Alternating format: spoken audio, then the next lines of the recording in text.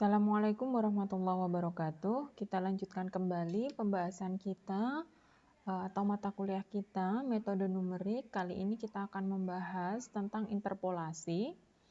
Jadi materi interpolasi ini atau slide interpolasi ini sudah saya share juga di Bebas Umpo.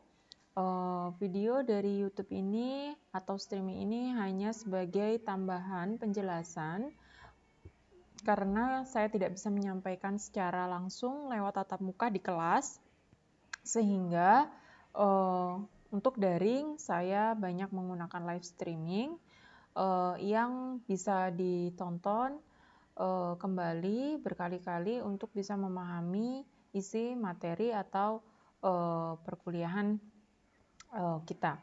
Oke, kita langsung masuk ke pendahuluan. Apa itu interpolasi? Ilustrasi dari interpolasi adalah seperti dalam tabel ini ya. Jadi misalnya kita mempunyai sebuah tabel ya. Ada sebuah tabel yang menggambarkan tentang jumlah penduduk pada dua tahun yang rentangnya 10 tahun, jadi 1960 dan 1970 di suatu kota atau di suatu negara. Jumlah penduduknya adalah 179,3 juta dan di 10 tahun kemudian adalah 203,2. Nah, ini mengilustrasikan sebuah tabel yang mana tentang populasi penduduk ya, di mana populasi penduduk itu bisa jadi tidak dihitung setiap tahun ya, tapi misalnya seperti sensus ya, sensus penduduk itu ada periodiknya. Nah, dalam sebuah tabel itu ada kalanya tidak menyajikan detail setiap range-nya. Jadi misalnya pada tabel ilustrasi yang pertama ini atau ilustrasi tabel penduduk ini ya, ada tahun-tahun yang tidak diketahui jumlah penduduknya ya, mungkin tidak diketahui bisa jadi atau memang tidak dihitung atau memang tidak disajikan dalam tabel itu.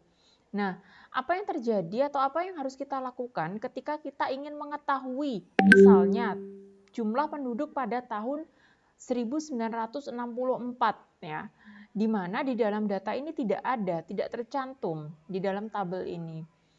Atau pada contoh yang kedua tentang percobaan di laboratorium ya, soal tegangan yang diterapkan ya, ini mungkin percobaan pada bidang fisika, kemudian waktu patah ya. Oke. Di sini ada 5 tegangan 5 kg per milimeter kubik per milimeter persegi, kemudian 10, 15, 20 dan seterusnya. Misalnya kita ingin mengetahui tegangan yang waktu patah ketika tegangan yang diterapkan adalah 23, di mana dalam tabel ini tidak ada karena yang tercantum hanya 20 dan 25. 21, 22, 23, 24 tidak ada ya. Nah, untuk itulah kita menggunakan sebuah metode yang namanya interpolasi ya.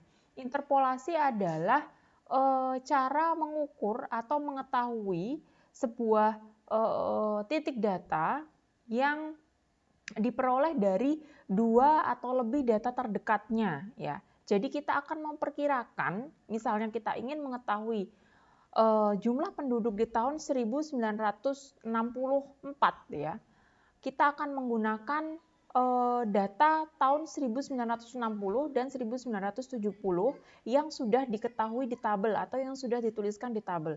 Begitu juga kita memakai data tegangan yang diterapkan 20 dan 25 untuk mencari misalnya 23 ya. 20, 25, 30 ya. Intinya apa? Intinya kita mencari dari data yang ada atau kita memperkirakan karena ini metode numerik ya. Jadi kita memperkirakan dari data yang ada ya. Seperti itu yang dimaksud interpolasi. Nah, oke. Jadi Untuk itulah interpolasi itu digunakan karena cukup sering muncul di mana data pada tabel itu ada yang tidak disebutkan secara rinci. Seperti tadi ya, mau buat percobaan di laboratorium, ternyata percobaannya itu ada range-nya atau durasinya. Diambil setiap range 5. Jadi 5, 10, 15 dan seterusnya. Tidak secara rinci 5, 6, 7, 8 dan sebagainya ya. Jadi kita bisa menginterpolasi atau mengetahui misalnya ya di sini berapa sih waktu patah yang terjadi atau berapa sih waktu patah yang terjadi jika tegangan X yang diberikan kepada baja adalah 12 kg per milimeter persegi ya. Seperti itu ya. Dimana pada tabel ini tidak ada ya karena memang mungkin tidak dilakukan, bisa jadi tidak dilakukan sehingga kita menggunakan cara yang namanya interpolasi ya. Oke, kita akan mempelajari kira-kira interpolasinya ada 2 ya yang kita pelajari. Interpolasi linier ya. Interpolasi linier adalah interpolasi yang menggunakan atau memprediksi dengan garis linier. Artinya apa? Artinya kita menganggap bahwa data itu linier ya. Dua data itu garis lurus. Artinya apa? Ketika kita ingin mencari data di tengah-tengah, katakan misalnya ini titik untuk tahun 1960 dan di sini titik untuk tahun 1970. Kita mau mencari data 1965. Nah, itu datanya itu linier. Ya. Kita anggap linier, dianggap linier. Padahal belum tentu, bisa jadi ya kenaikan penduduk itu tidak linier, tapi misalnya kurvanya itu agak melengkung, ya, atau mungkin melengkung ke bawah, ya, atau fluktuatif, ya. Nah, tapi kita menganggap pada interpolasi linier dua data itu adalah data yang linier. Dua data itu dihubungkan oleh garis lurus sehingga kita mengatakan bahwa peningkatannya atau perubahannya itu linier ya, seperti itu. Nah, dalam interpolasi linier ini nanti hanya ada 2 data saja yang digunakan untuk memperkirakan data yang kosong atau tidak ada ya. Jadi misalnya kita mau memperkirakan berapa penduduk di tahun 1965, maka kita menggunakan 2 data saja. Loh, kalau untuk interpolasi apa bisa lebih dari 2 data, Bu? Bisa. Ya, nanti kita akan pelajari di interpolasi Lagrange namanya. Metode Lagrange atau interpolasi Lagrange itu memungkinkan kita mencari satu titik data yang hilang atau yang tidak ada tadi dengan melibatkan lebih dari 2 titik ya. Jadi nanti ada X1, Y1, ada X2, Y2, ada X3, Y3 dan seterusnya ya, X4, Y4. Gunanya apa? Semakin banyak kita melibatkan data, kita berharap akan semakin akurat perkiraan yang kita lakukan ya. Karena yang namanya perkiraan itu adalah mencari akurasi. Akurasi itu sedekat mungkin dengan kebenaran ya. Kalau seperti ini, kalau interpolasi linier, kemungkinan galat atau errornya itu lebih besar daripada Lagrange ya. Lagrange yang mungkin yang derajat atas. Kenapa? Karena kita hanya melibatkan 2 titik dan itu pun kita anggap bahwa 2 titik ini terhubung dengan garis yang lurus. Artinya misalnya tadi tentang kenaikan jumlah penduduk, kita anggap kenaikan jumlah penduduknya mengikuti garis lurus. Jadi kenaikannya itu stabil dengan interval yang sama ya. Jadi misalnya tahun 61 bertambah 10 juta, 62 10 juta. Jadi terus pertambahannya itu kita anggap secara hampir-hampir range-nya atau intervalnya itu sama seperti itu. Ya. Maka kita pelajari dulu dari linier yang paling sederhana ya, untuk kita memahami bagaimana pola interpolasi. Oke, contoh soalnya, perkirakan jumlah penduduk Amerika pada tahun 1968 berdasarkan data tabulasi berikut ini. Jadi pada tahun 1960 penduduknya 179,3. Pada tahun 1970 penduduknya 203,2. Pada tahun 1980 penduduknya 226,5. Sehingga persamaan untuk mencari nilai dengan interpolasi linier dapat kita tuliskan sebagai berikut ya. Jadi persamaannya itu aslinya seperti ini. Kemudian kita susun kembali sehingga kita mendapatkan satu persamaan yang seperti ini ya. Jadi persamaan ini adalah persamaan. Jadi Y adalah maka Y sama dengan Y2, Y adalah jumlah penduduk yang kita cari, sedangkan X adalah tahun di mana kita akan mencari tahun yang ditanyakan ya. Jadi tahun ini menjadi variabel X, jadi ini X1, X2, X3. Y itu kita anggap sebagai jumlah penduduk itu kita anggap sebagai Y-nya ya. Y1, Y2, Y3. Jadi X adalah tahun, Y adalah jumlah penduduk. Sehingga cara menghitung perkiraan penduduk di tahun 1968 menggunakan interpolasi linier adalah dengan cara kita menggunakan rumus ini ya. Rumusnya untuk semua interpolasi linier adalah ini ya, 1 ya.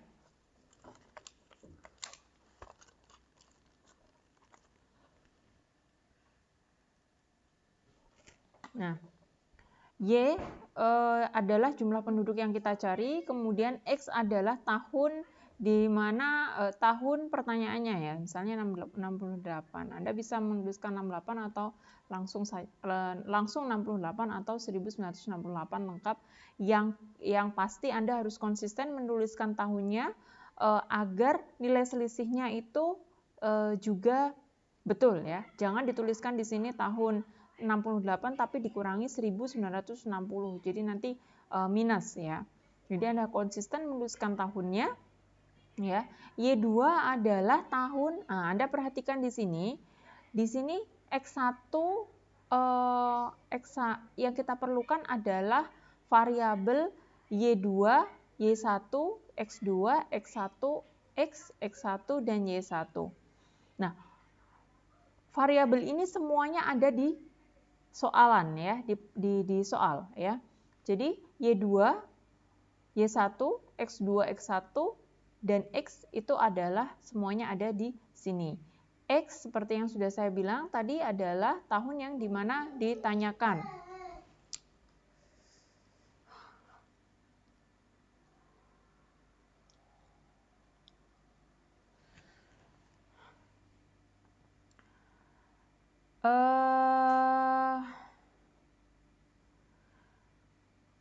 X1 adalah, jadi ketika kita ditanya pada tahun 68, kita harus menggunakan data di antara dua data yang di antaranya itu tahun 1968. Kak, Dek.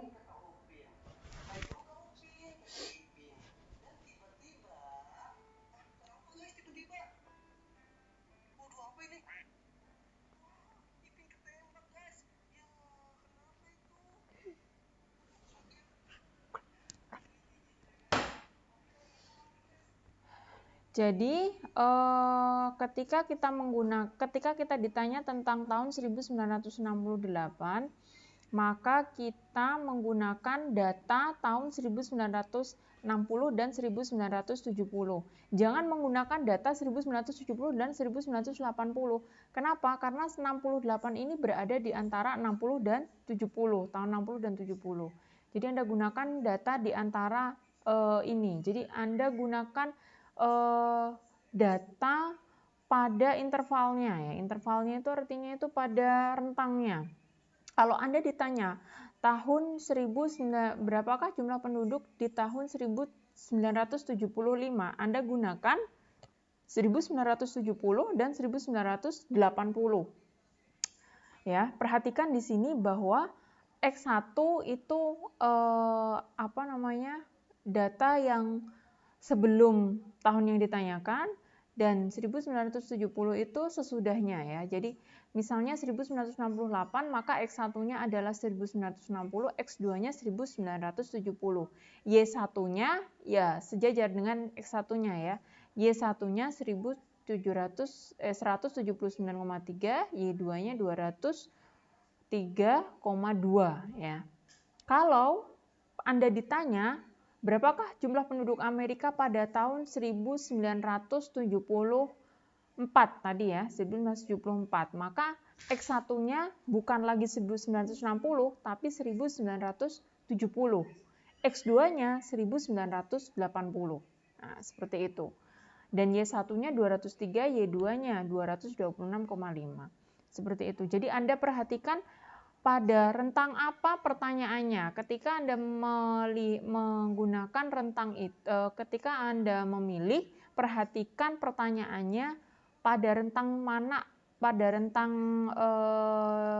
berapakah X yang ditanyakan ya. Kalau X-nya yang ditanyakan di rentang ini, maka X1-nya ini, X2-nya ini.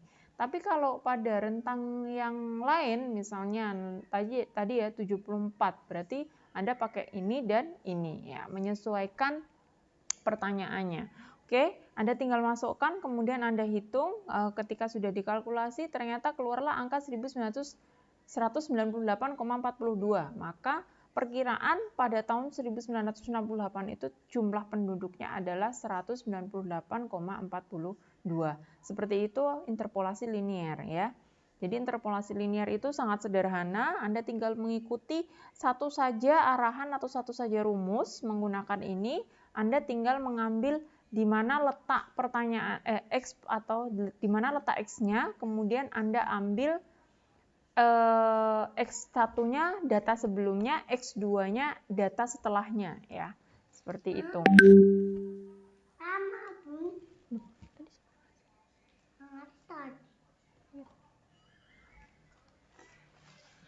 Oke, yang kedua interpolasi Lagrange. Yang kedua adalah interpolasi Lagrange. Interpolasi Lagrange itu berbeda lagi caranya dengan interpolasi linier. Jadi interpolasi itu ada beberapa pendekatan ya. Yang pertama kita pelajari tadi interpolasi linier. Interpolasi linier itu menggunakan dua buah titik dan mengasumsikan bahwa data berada pada sebuah garis lurus. Itu kita sudah pelajari di pembahasan sebelum ini tadi ya. Kemudian yang kedua adalah interpolasi Lagrange. Interpolasi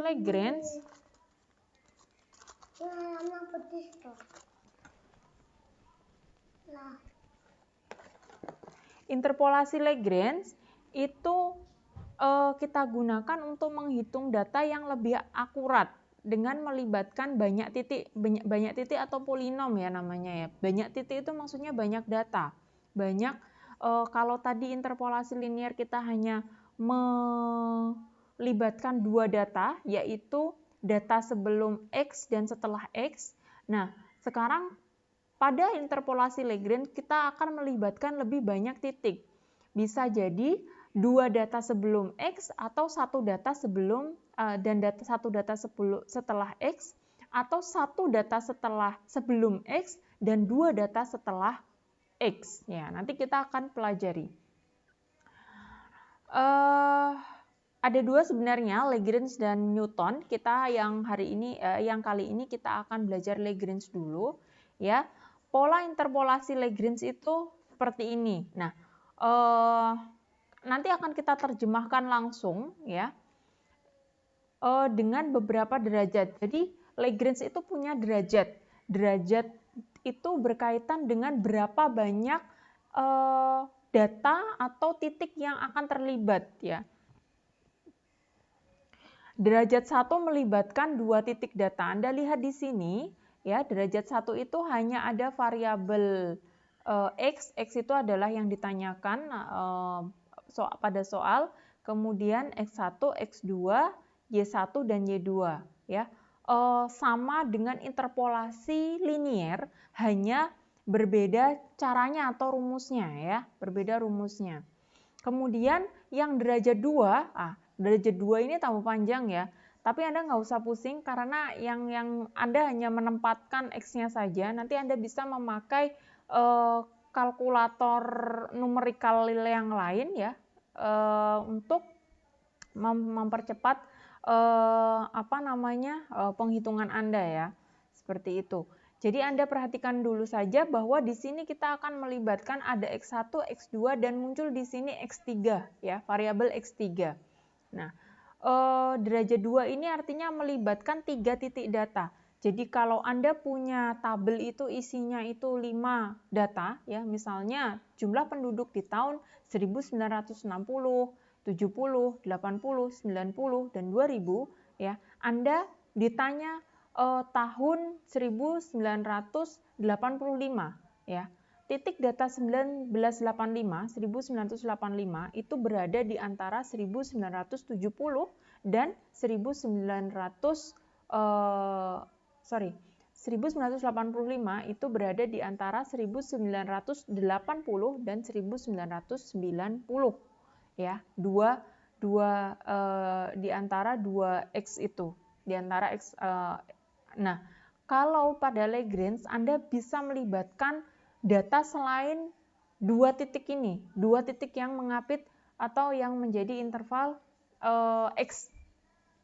Jadi bisa 2 titik sebelumnya, jadi misalnya 1970 dan 1980 dan 1990 atau 1980 kemudian 1990 dan 2000 ya. Derajat 3 itu melibatkan 4 titik ya. X1, X2, X3 dan X4. Oke, ya. Anda tinggal mengikuti pola atau rumusnya ini ya, sudah tersedia. Ya, tinggal memasukkan, Anda menentukan X1, X2, X3-nya berapa, Y1, Y2, Y3-nya berapa, X-nya berapa, kemudian Anda tinggal masukkan ke dalam rumusnya ya. Tuh. Contoh, nah ini dia contohnya. Seperti yang saya sampaikan tadi, hitunglah perkiraan jumlah penduduk pada tahun 1995 dan tahun 1981. Ini ada 2 soal ya, 2 soal. Bukan Anda harus memasukkan 2 tahun ini sekaligus dalam satu persamaan, tidak. Tapi ini ada dua penyelesaian ya. Ada 2 penyelesaian untuk tahun 1995 dan untuk 1981. Kita bahas satu dulu. Ya. Kita bahas satu dulu. Hitunglah perkiraan jumlah penduduk pada tahun 1995 dulu, ya. Menggunakan ini ada ketentuannya Lagrange derajat 3. Nah, derajat 3 itu yang mana? Derajat 3 itu yang ini ya, yang panjang, yang melibatkan 4 data. 4 data yaitu X1, X2, X3 dan X4. Ya, yang melibatkan 4 data. Sehingga yang Anda perlukan adalah menentukan X1, X2, X3, X4-nya itu berapa. Baru kemudian Anda bisa masukkan ke persamaannya. Ya. Oke. Sebentar.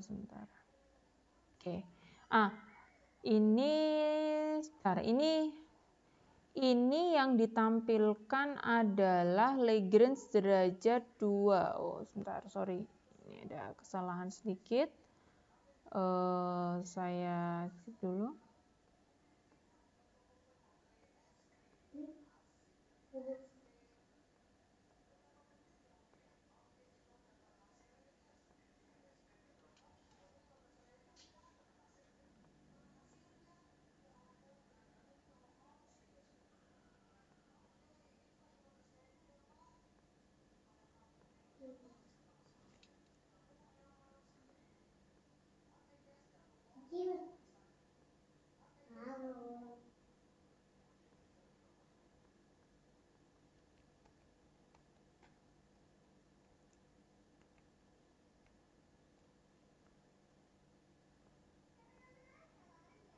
Oke, ternyata ini ada kesalahan penulisan ya, bahwa pertanyaannya harusnya syaratnya adalah menggunakan Lagrange derajat 2 ya, bukan derajat 3, karena derajat 3 itu kita melibatkan 4 titik ya, X1, X2, X3, X4 ya. Kalau ini penyelesaiannya ini menggunakan Lagrange derajat 2, sama persis dengan ini ya. Derajat 2 melibatkan 3 titik, X1, X2, dan X3 ya. Ini satu derajat lebih kompleks daripada ketika kita menggunakan derajat 1 ataupun linier ya. Oke, Anda lihat di sini kita pertama, ketika kita sudah mengetahui rumusnya, polanya, cara mencari nilai yang ditanyakan yaitu jumlah penduduknya, maka kita menentukan dulu X1-nya mana, X2-nya mana, X3-nya mana. Ya, yang otomatis nanti juga akan ketahuan Y1, Y2, Y3 karena X1 itu nanti bersesuaian dengan Y1 ya. Anda lihat di sini yang dicari adalah tahun 1955. Anda lihat 1955 itu berada di sini antara tahun 50 dan 60 ya.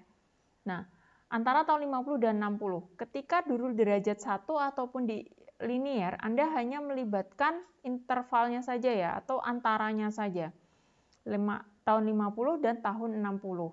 Tapi ketika di Lagrange derajat 2 di mana diperlukan X3, Anda bisa menambahkan satu lagi di 1970 ya. 1970 boleh. Bukan bisa pakai itu. Jadi karena 1955 terletak di sini ya, di antara 50 dan 60, maka Anda melibatkan tahun 50, 60 dan 70. Ya, jadi X1-nya 50, X2-nya 60, X3-nya 70. Ya, yang nanti Y-nya bersesuaian, Y1-nya 340, Y2-nya 370, Y3-nya 410. Anda tinggal masukkan ke dalam rumus. Itu cara pertama. Cara kedua seperti yang tertulis di sini. Cara kedua, Anda bisa menggunakan titik yang berbeda lagi. Berbedanya seperti apa? Ketika di sini Anda menggunakan 55, ketika di sini Anda ditanya tahun 1955, maka Anda bisa menggunakan tahun 40, 50, dan 60 seperti yang tertera di layar atau seperti yang tertera di penyelesaian. Seperti itu. Artinya apa? Artinya titik yang Anda pilih itu harus mengandung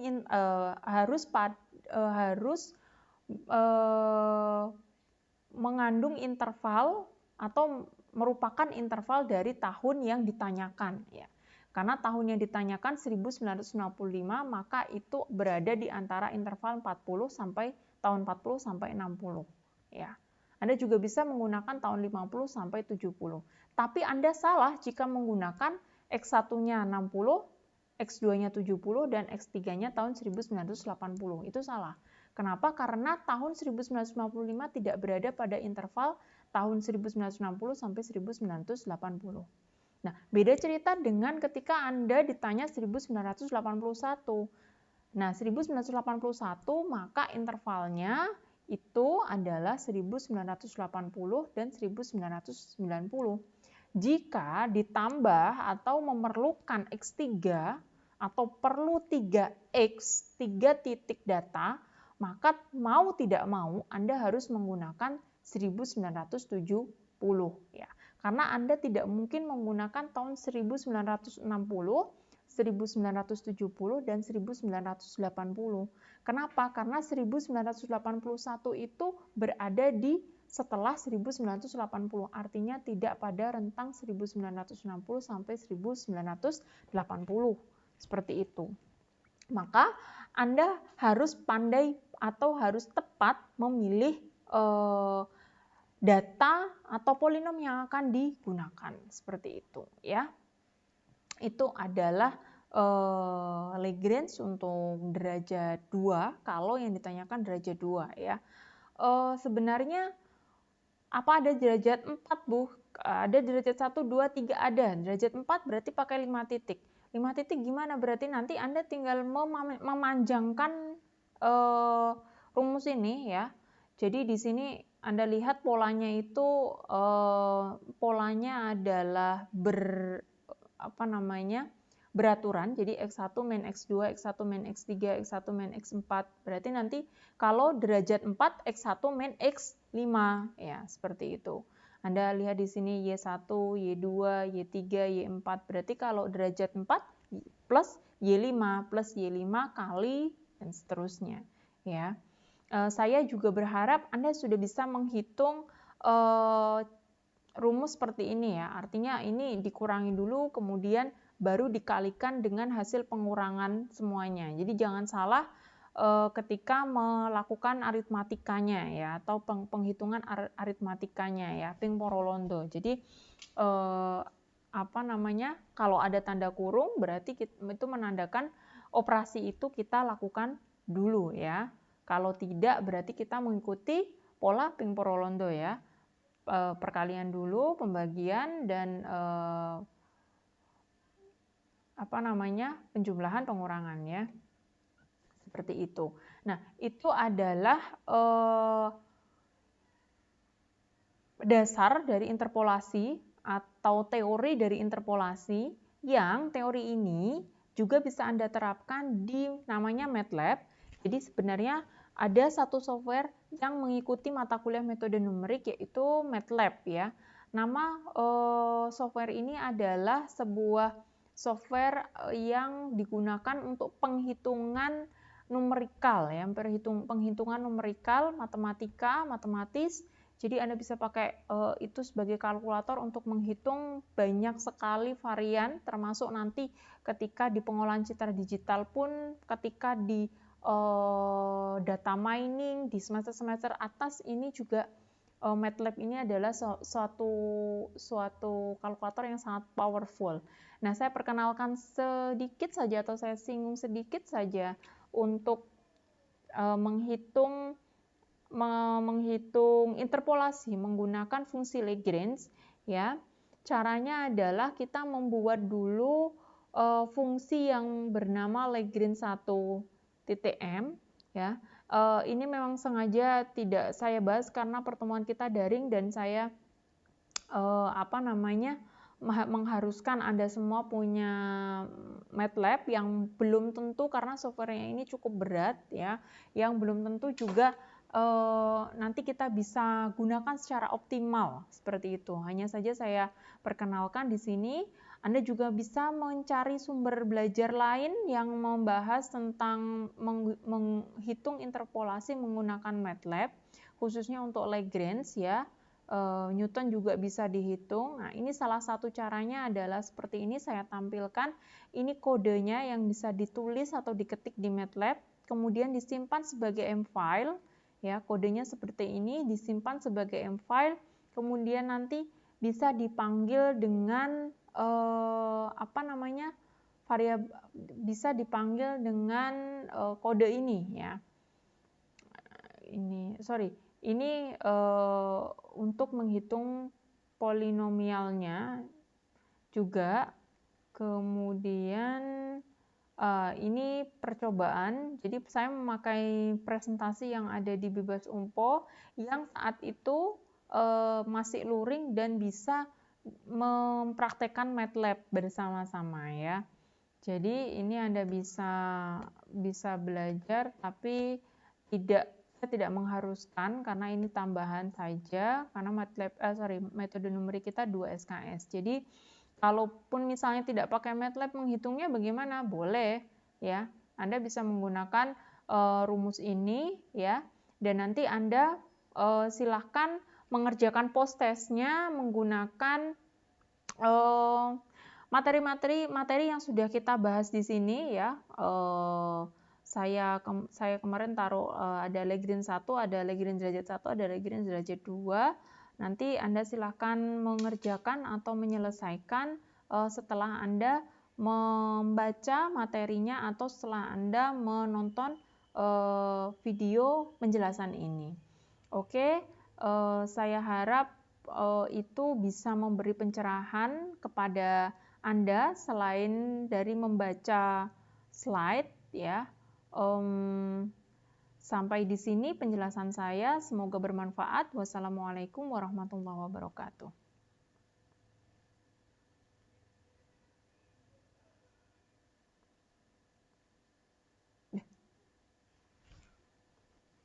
Sini tadi nggak